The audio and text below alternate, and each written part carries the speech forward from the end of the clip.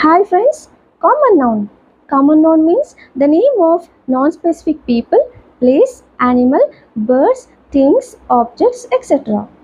Example, Radha is a beautiful girl. ಈ ಥರ ನಾವು ಕಾಮನ್ ಆಗಿ ಹೇಳ್ತಾ ಇದೀವಲ್ವಾ. ಸೊ ಗರ್ಲ್ ಅನ್ನೋದು ನಮಗೆ ಕಾಮನ್ ನೌನ್. ರಾಧಾ ಒಬ್ಬ ಸುಂದರ ಹುಡುಗಿ. Radha is a beautiful girl. Girl ಅನ್ನೋದು ಏನಾಗುತ್ತೆ common noun. Krishna is a good boy. Krishna ಒಳ್ಳೆ ಹುಡುಗ. ಸೊ ಬಾಯ್ ಅನ್ನೋದು common noun. Bangalore is a big city.